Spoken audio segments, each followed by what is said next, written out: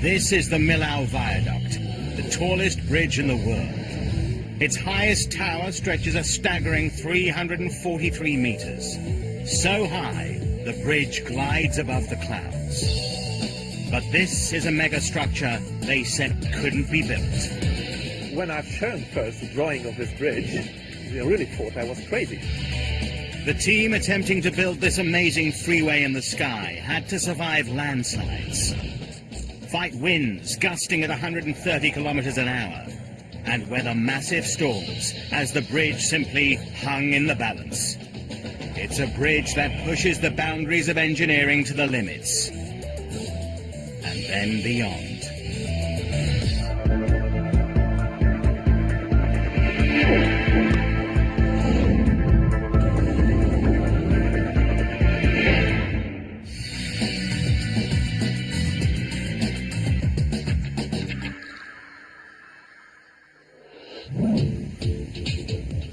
Imagine building a series of Eiffel Towers, then slinging a 4-lane highway between them, all the way across one of the deepest valleys in France. Impossible though it sounds, that pretty much describes the building of the Millau Viaduct. From the start, the construction team faced 3 daunting challenges. 1. Build the tallest bridge piers in the world. 2. Put a 36,000-ton freeway on top of them. And 3. Erect 7 steel pylons, each weighing 700 tons. And what's more, they had to do this hundreds of meters above solid ground. So high that if you were on top of the Eiffel Tower, you'd still be looking up at this awesome bridge.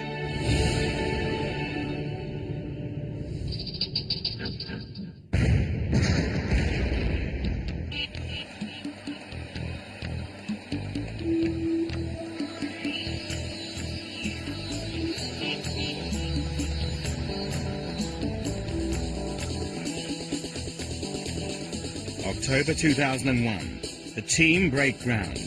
They're required to build a bridge that'll last for 120 years. And to win the contract, the teams promised to build it in record time, less than 4 years.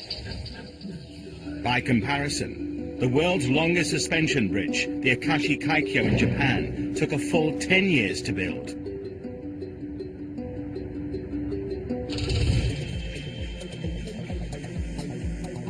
To up the ante, any delay will cost them $30,000 a day in penalties.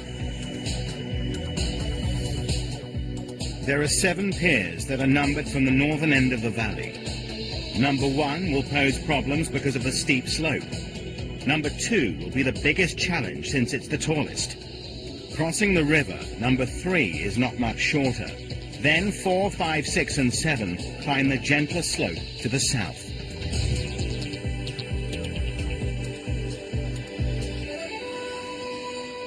To begin, the team had to bury the foundations deep in the bedrock in order to support the enormous weight the bridge will place on them.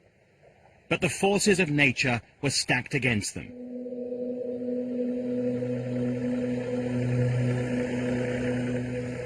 Geologists have warned of the risks posed by the region's fractured limestone. The rock is full of cavities that are essential to the local cheese economy. These cave systems, close to Millau, are home to a unique bacteria responsible for the blue mold in the world-famous Roquefort cheese. But what's perfect for cheese could be disastrous for a megastructure. The geologist's diagnosis spelt one thing: landslides. This kind of catastrophe could jeopardize the entire project. Despite the warnings, building went ahead as planned.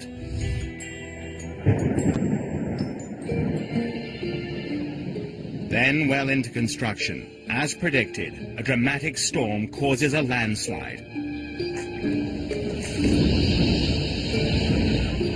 4,000 cubic meters of rock collapse around Pier 1. Fortunately, the fallen rock doesn't damage the pier, but the warning is clear. They're forced to divert precious manpower and equipment to stabilize the slope and prevent a repeat collapse. So if the area is prone to landslides, why did they build the world's tallest bridge here in the first place? The answer is simple. In the 1980s, France built a freeway linking Paris directly with Spain. This major artery headed south across the French countryside, while from the Mediterranean, the freeway headed north, until they both hit one of the deepest valleys in France and stopped dead.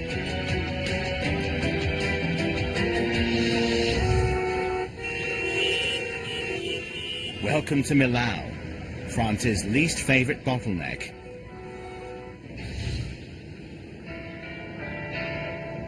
The town of Millau is in the mountainous region of the Massif Central, one of the most tranquil parts of France.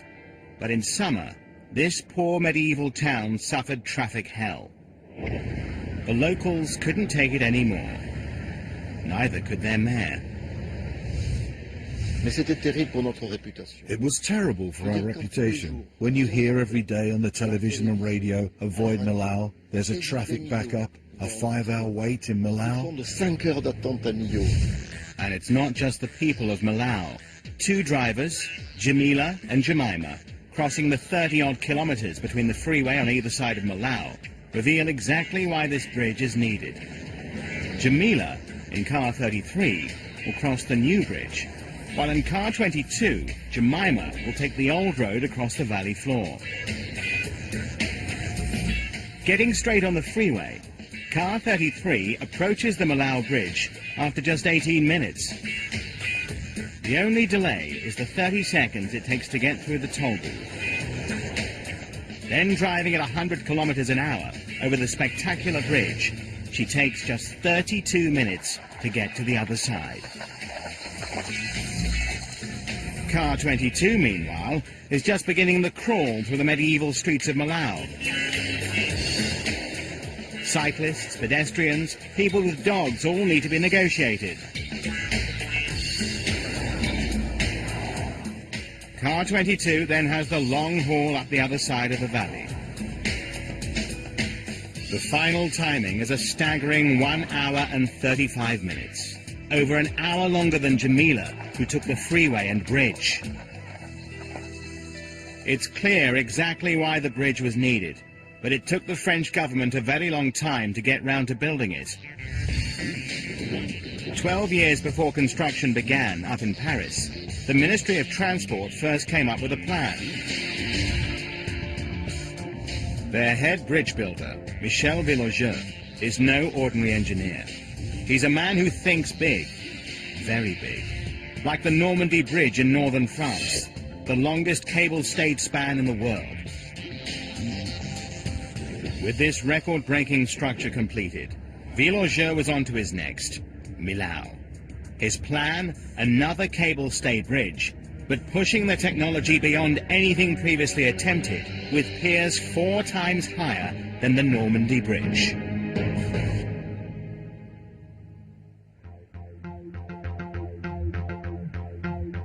The Millau Bridge would not only be the world's tallest, it would be unlike any bridge ever constructed. When I've shown first the drawing of this bridge to the convenient authorities, they really thought I was crazy. Virlogeux's Normandy Bridge has 2 sets of cables supporting the deck. But he wanted to up the stakes for Millau by losing 1 row of cables, so the remaining line would be forced to do twice the work. More dramatically, the 2.5-kilometre Millau Bridge, instead of having a single main span, needed a whole series of piers to support it across the valley. No one had ever attempted a multiple-span, single-line cable-stay bridge on this scale before. The French authorities had a problem. Nervous about Virlogeux's groundbreaking scheme, they held a competition, inviting other engineers and architects to compete with different designs. The winner, Lord Norman Foster, is one of the world's superstar architects. In Hong Kong, he built the world's largest airport terminal. In Barcelona, Officers literally hang from a mast on his communications tower.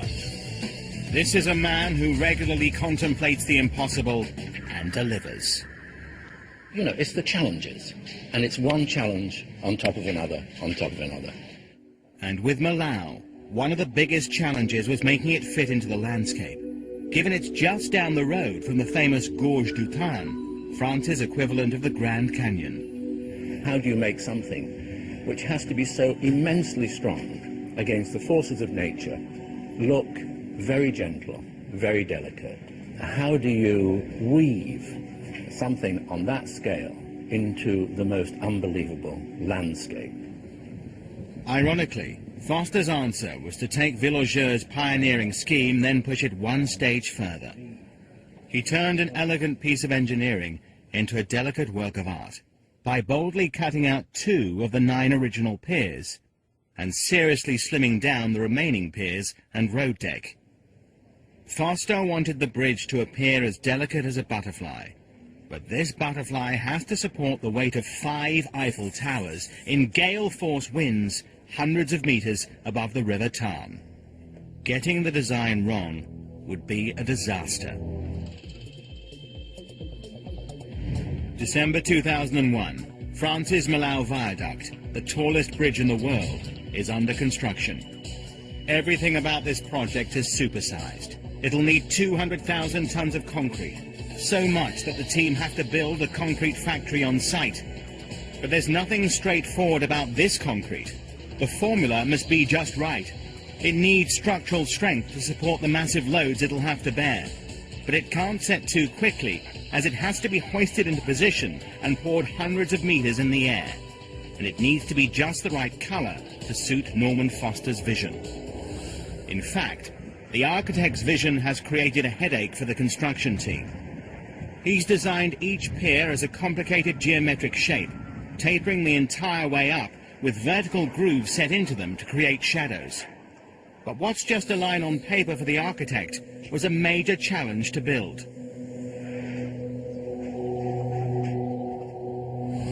The enormous piers are built step by step by pouring concrete into a temporary mold.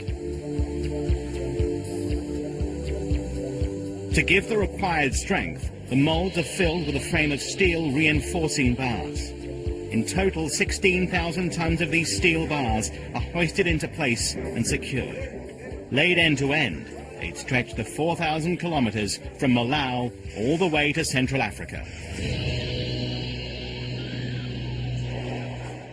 The shape of each pier is seriously complicated. As a result, each time they remove the sections of red steel shuttering, they have to change the shape of the mould to fit the profile of the next 4-metre section. Manhandling these steel panels, weighing up to 15 tons apiece, is no picnic. And with the combined height of the 7 piers totaling well over a kilometre, they have to change the shape of the mould over 250 times. Every 3 days, each team on each pier went through this whole cycle. Then they repeated the process. But it was a race against time, with a permanent threat of delay. Keeping the entire build on time and to budget was the daunting responsibility of one man, Jean-Pierre Martin. If instead of 3 days we took 4, imagine that multiplied by the number of castings. We'd end up with a 3 or 6 month delay. With a penalty of nearly $1 million a month, this isn't something Martin wanted to contemplate. And this schedule wasn't his only headache. You have to be pinpoint accurate when you're building the tallest bridge piers in the world. Get it wrong, and the bridge simply won't fit together. Just 10 centimeters out, about a hand's width, on each 4-meter section, and the tallest pier could be 6 meters off at the top, the width of a jumbo jet fuselage. Each team was aiming for a specific point in the sky. For Pier 2, this was exactly 245 meters above the ground, 546 meters from the north side, and 1,914 meters from the southern end. There was no room for error. The only chance they had to get it right was with GPS, accurate to within 4 millimeters. Using signals from multiple satellites, the team could pinpoint their position and make sure they're on target for that critical point in the sky they needed to hit. Month after month, the piers climbed higher. Finally, by November 2003, they reached their full height. At 245 meters, Pier 2 becomes the highest bridge pier in the world. But is this record-breaking pillar where it's supposed to be? Amazingly, it's dead on target, to within 2 centimeters. Champagne corks pop. It's time for a major celebration.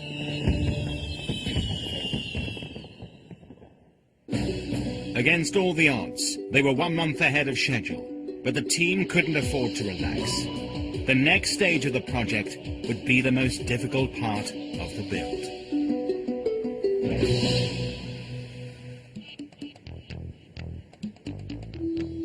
Phase 2 of building the world's tallest bridge involved putting a 2.5 kilometer roadway weighing 36,000 tons on top of the piers, a full 270 meters above the River Tarn. Bridge builders know danger comes with the territory, but working at these heights can be lethal. More than 34 died constructing New York's Brooklyn Bridge.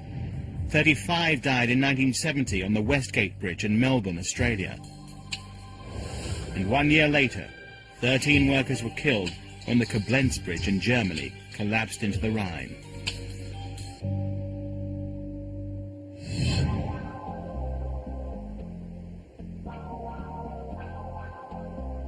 With these fatalities in mind, the team decided to fabricate the entire road deck on the safety of solid ground. This meant building it in steel, which in theory would be much safer than lifting vast concrete sections hundreds of meters into position. There's only one problem with this plan. No one had ever put a road deck on piers anything like this height before, let alone over a 2.5 kilometer span. In the end, only one steel manufacturer had the courage to take on this colossal challenge. Eiffel, the steel firm set up by the great French engineer. Eiffel built what was once the tallest bridge in the world, the Millau Viaduct in southern France, before getting round to the framing for New York's Statue of Liberty and, of course, his signature tower in Paris. But despite the company's experience, Eiffel's director, Marc Buonamo, knew he was taking a serious risk. C'était un enjeu pour la société. It was a gamble for the company, because if there had been a mistake, Une erreur. if it hadn't worked, it would have been the whole company.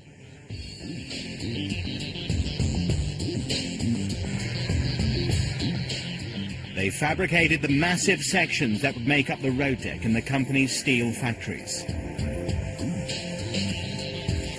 This immense jigsaw puzzle involved manufacturing 2,200 separate sections, weighing up to 90 tons, and some of them 22 meters long. Their accuracy is measured with a laser to within a fraction of a millimeter. The huge square tubes are the central spine that should make the deck rigid. The triangular side panels will be welded on either side to create the width for a 4-lane highway. To meet the punishing schedule, Buonamo automated the manufacturing with a 2-headed welding robot and a plasma cutting machine. Each cutting pattern or template is programmed into the computer. Then the machine automatically blazes its way through the steel. The torch reaches a scorching 28,000 degrees centigrade. That's 5 times the temperature of the Earth's inner core.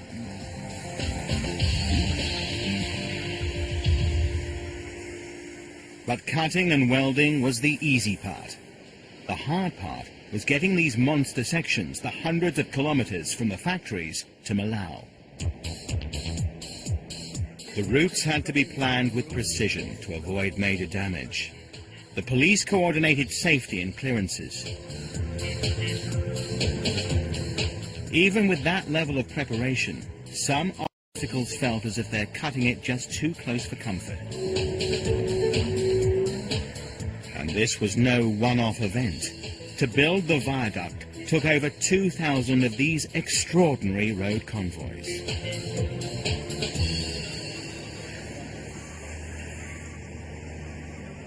The components arrived at assembly plants set up, one on either side of the valley. Here, the pieces of the massive jigsaw puzzle were welded together to form the two halves of the deck.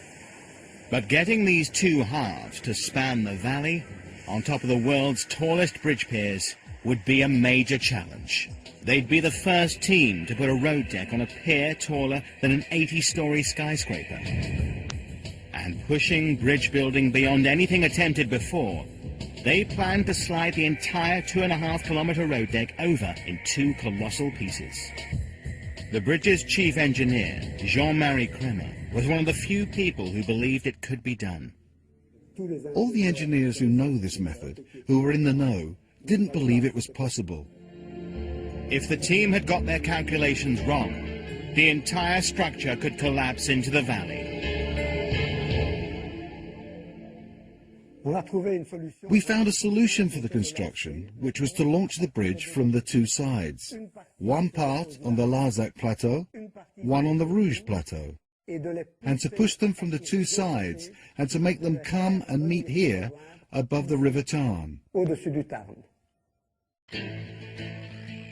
Smaller bridges use a similar technique. A powerful set of hydraulic rams literally pumps the deck from one side to the other. But Millau would be the longest launch ever attempted over the highest piers in the world, and the results could spell disaster. The deck is so slender, it would bend and collapse if it were pushed out over the 342-metre spans between each pier. The furthest anyone's previously managed is less than half that distance. The first part of the solution was simple. Fit a pylon so its cables support the front of the deck as it goes out over the valley. Then construct temporary steel support towers that halve the spans to a more manageable 171 metres. These steel towers were a construction feat in themselves. The largest, over 170 metres high, is the tallest ever built, and they needed to carry a massive load. 7,000 tons as the leading edge of the deck, together with the first 90-metre pylon slide over. And simply pushing this enormous weight over the top of the vulnerable piers would bring them crashing to the ground. This was the nightmare scenario.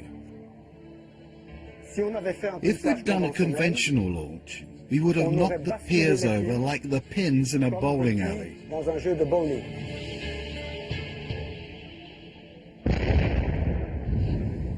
Someone needed to reinvent the way this type of bridge is built. And it's Marc Bonnemeau with Jean-Marie Kremer who came up with the breakthrough. The basic principle can be demonstrated with a heavy box and a wobbly table.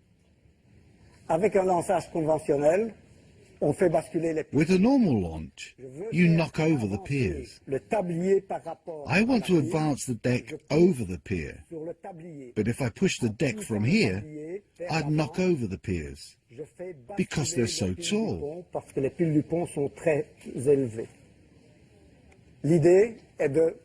The idea is to install a launching system on top of the pier, and that way, if I push the deck, it has no effect on the stability of the piers, and the piers won't fall over. The trick is to use a series of these launching systems to jack up the deck and inch it forward. Each system uses two wedge-shaped blocks under each side of the deck. The upper wedge is pulled forward by a hydraulic ram. It slides up the slope of the lower wedge at the same time, lifting the deck from its supports and advancing it 600 millimeters. The lower wedge then retracts, dropping the deck onto its supports. The upper wedge returns to its original position, and the whole cycle begins again. 4 of these clever devices are placed on each pier, all programmed to work at exactly the same time. The result is that together, they pick up the entire roadway and shunt it forward. But if one fails or gets out of step, it could spell disaster. The force could push the bridge piers apart till they collapse.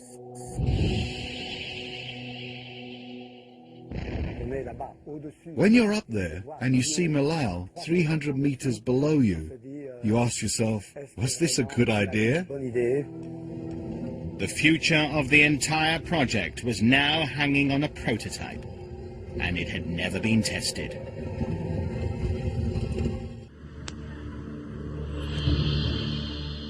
It's the morning of February 26, 2003.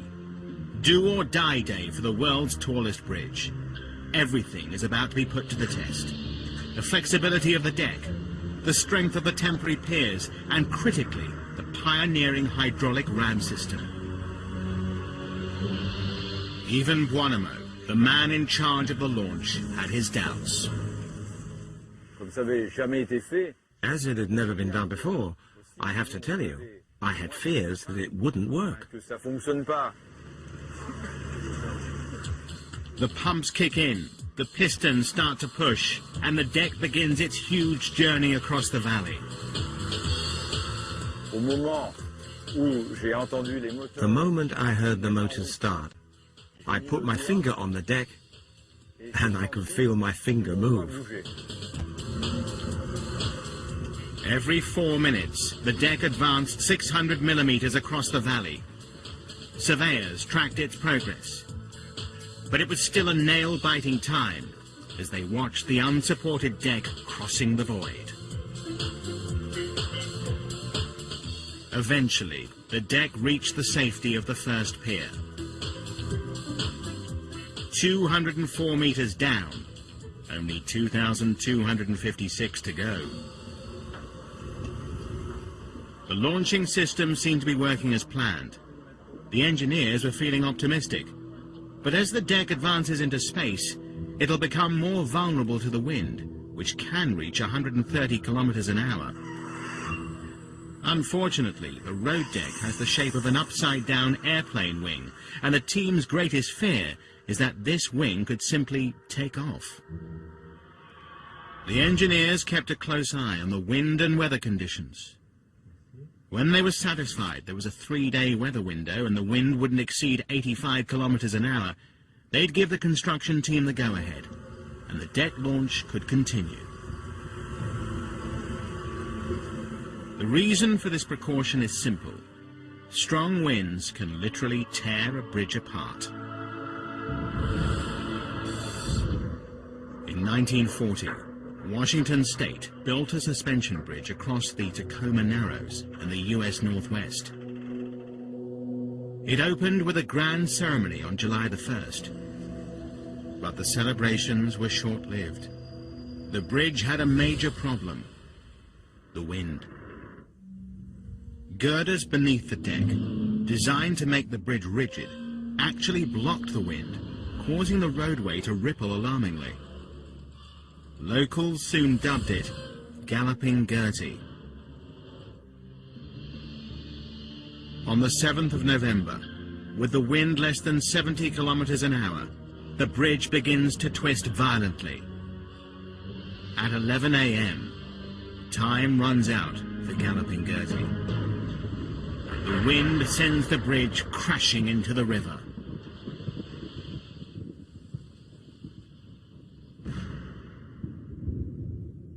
Wind tunnel testing is now standard procedure as a direct result of Galloping Gertie. For the Millau Bridge, they analysed the wind in the Tarn Valley over 18 months, then recreated those conditions in the wind tunnel. Wind engineer Olivier Flamand was shocked by the results. The average wind speed was relatively low, but because there's such strong turbulence, it created very fast peak winds. The rugged terrain creates serious turbulence at the height of the road deck. Winds peak at 130 kilometers per hour. That's hurricane force.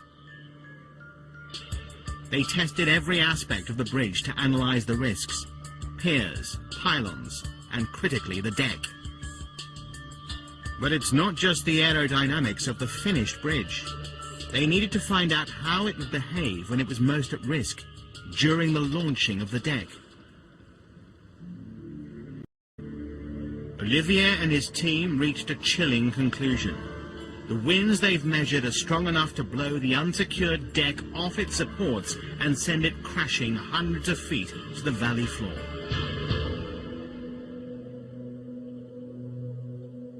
And then the nightmare began. On the 22nd of August 2003, 6 months into the deck launch, one of the launch systems failed, leaving the deck hanging in the wind. To make matters worse, the weathermen were predicting storms. So far, these massive pumping machines had worked perfectly. But the fact is they were prototypes, and due to the frantic schedule, they'd never been tested. The problem was that the non-stick Teflon between the sliding surfaces had ripped, and the friction generated was too much for the hydraulic rams to push against. Unfortunately, no one had planned on replacing parts of this monster machine mid-launch on the top of a massive concrete pillar. This was very bad news for the man who staked his reputation on this system. It was maximum stress, like poison in your mouth. You don't forget that. Re-examining their calculations, they realized the cause of the problem. They'd underestimated the forces between sliding surfaces, but they wouldn't be able to repair it without the necessary spare parts. The clock was ticking, and Marc Buonamo needed a solution fast. When Apollo 13 came back with that incident, the NASA engineers requested they did the inventory of everything there was on board to know how to fix it. The Millau team did an inventory. They realized that the other launching machines, not yet being used, could be stripped to provide the new Teflon surfaces they needed. Working all through the night, the team extended the access platform. This allowed them to take out the 5-meter-long, 2-ton steel wedges, replace the Teflon, and reassemble the launching machine. By 8 a.m. the next morning, it was ready to resume the launch. The rest of the week, the predicted storms arrived, and another set of launching machines wore out. So when the deck finally made it to the safety of the next pier, the team breathed a major sigh of relief. You don't forget that. I won't forget that for 4 hours I was really scared. The two decks continued their journey across the valley. Day after day, week after week for a full 14 months, they approached each other, millimeter by millimeter. By May 2004, they'd reached a critical phase. From the northern end, the shorter deck had travelled 717 meters into space to reach its final resting place. From the south, the longer deck extended over 1.5 kilometres. Only the section over the river, the one point where it was impossible to erect a temporary pier, divided them. But would they meet as planned? If they've got their calculations wrong, they'll have built the biggest white elephant in Europe. Even the man behind the whole project had his doubts. I was not convinced at all that the two parts of the deck could meet exactly with a perfect geometry. The odds were against them. Calculating such a feat so precisely is a Herculean task. Firstly, the two starting points on the northern and southern slopes of the valley are at different heights. Secondly, the bridge has a subtle curve to it. As a result, each steel panel which makes up the road deck had to be cut and welded with extreme precision. It would be an engineering triumph if they got these two sloping curved decks to meet as required. The team checked the weather reports. With the wind inside safety limits, they gave the go-ahead for the final push. the rams began to drive the deck's leading edge off the safety of Pier 3 towards its destination. At this point, a total of 21 launching systems needed to move at exactly the same moment to avoid disaster.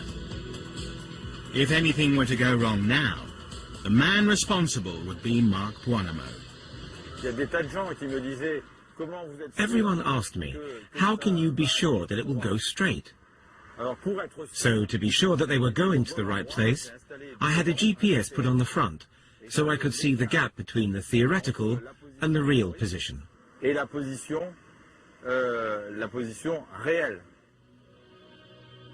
the next 2 days and nights, the deck advances 600 millimeters at a time towards its final resting place.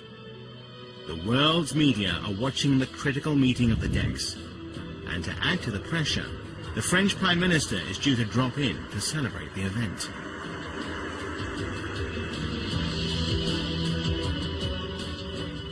The deck pushes forward, now with only centimeters separating the two sections. A magnum of champagne is hung between them to mark the moment.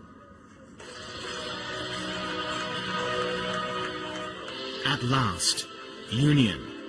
The two massive steel decks have travelled high over this valley, a total of 2.5 kilometres, and when they check, they're aligned to within 1 centimetre.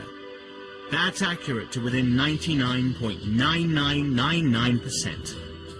All the measuring, all the calculations have paid off. They've nailed it.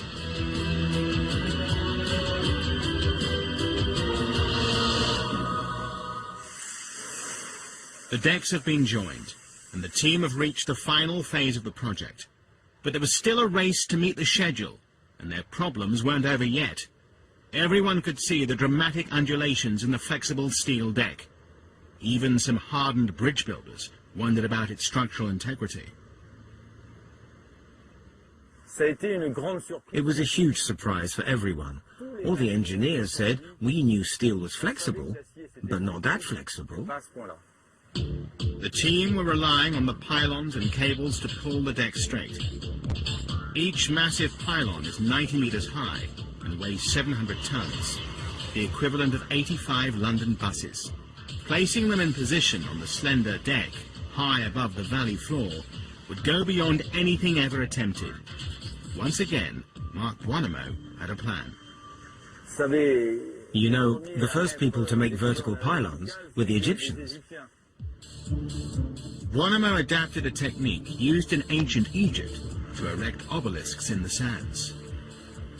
On top of the road deck, the team put up 2 enormous steel towers, both of them secured by cables and equipped with a hydraulic system capable of raising 1,000 tons. The 700-ton pylon is then lifted by the hydraulics. As it rises, it pivots little by little until it's vertical. It's then lowered safely onto its anchorage point. Buonamo's 4,000-year-old technique worked to perfection.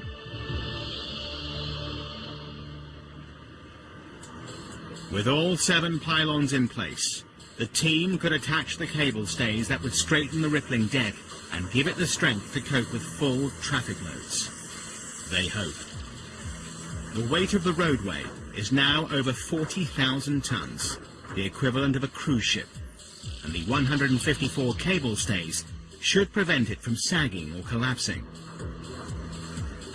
The strongest stays are made up of 91 individual steel strands and have a braking strength of 25,000 tons, strong enough to hold back 25 jumbo jets, all at full throttle. As the cable stays are tensioned, true to plan, the ripples in the road deck are pulled straight. Over the 2.5-kilometre deck, the ripples are now no larger than the size of a thumb. They're finally on the home straight. The road surface goes on, adding a further 10,000 tons to the load. That's like driving 153 battle tanks onto the deck. But before it could open to the public, the team needed to know the bridge is safe. It would have to pass one crucial test.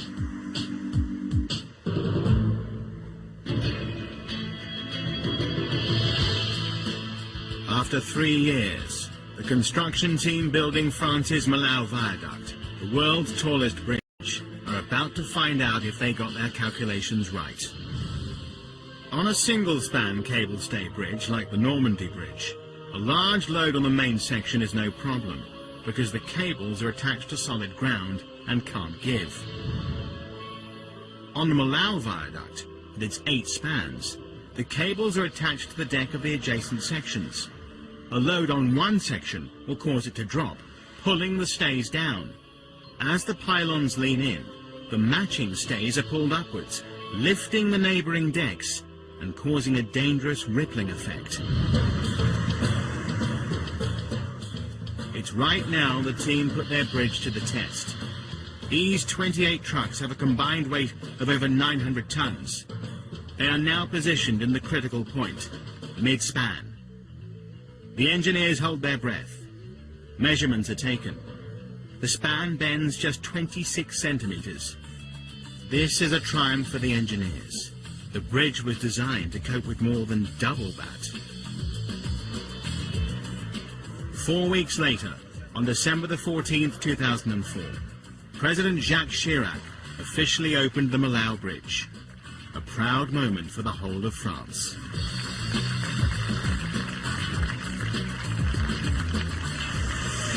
Just over 3 years of construction have produced the tallest bridge in the world, designed to last at least 120 years. And against the odds, the project manager even brought the job in on time. But that's not what he's most proud about. What I remember, because on construction sites there are often accidents, is that we had no serious accidents, nothing more than a minor injury.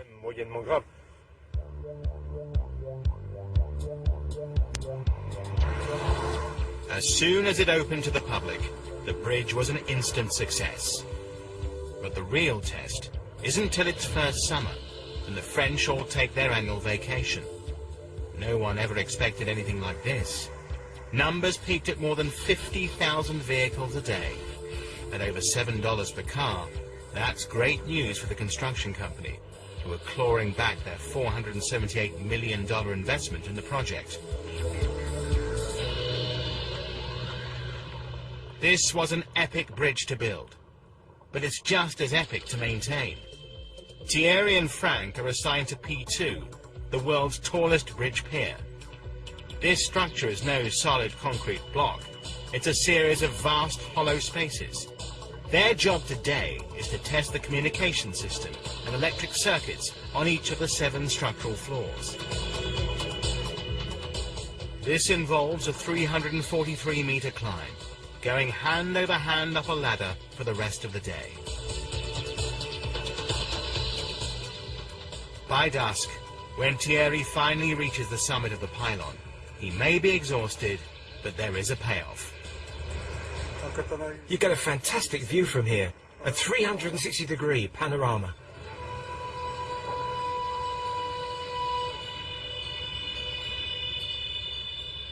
The tallest bridge in the world has become an icon. But this is creating problems no one had ever imagined. Locals have been taking over the bridge as a platform to get media attention for their causes. This crowd was hoping that driving sheep over this freeway in the sky would help them get more farming subsidies. José's job is to prevent this kind of incident from creating a danger, and on this bridge, the incidents keep on happening. An alarm triggered by a motion detection system means there's a stopped vehicle on the bridge. Immediately, José dispatches a colleague to deal with the situation. The last thing anyone wants is a multi-car pile-up on a 2.5-kilometre bridge, quarter of a kilometre in the sky.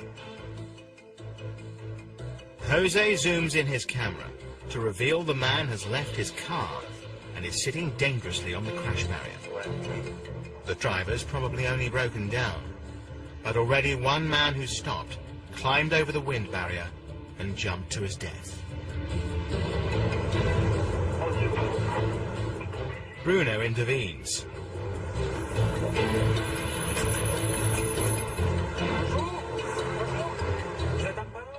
Thankfully, it's no more than an irresponsible photographer who's sent on his way. You could say the Millau Bridge is a victim of its own success. It's definitely become a major tourist destination. 700,000 visitors in the first 9 months. Fortunately, most of them wait till they're off the bridge to take their photos. It's magnificent. I came 600 kilometres today to see the Millau Viaduct. There's only one thing to say. It's extraordinary. They're drawn because it's a world-beating structure, but also because it's incredibly beautiful, delicate and minimal. Not what you'd expect from a structure that's nearly a third taller than any other bridge on the planet. And architect Lord Norman Foster's achieved his aim to give the driver the sensation of soaring. As you leave these plateaus, you do fly. You fly across this bridge. Literally, you are above the clouds. And the result certainly pleases the man who dreamt it all up.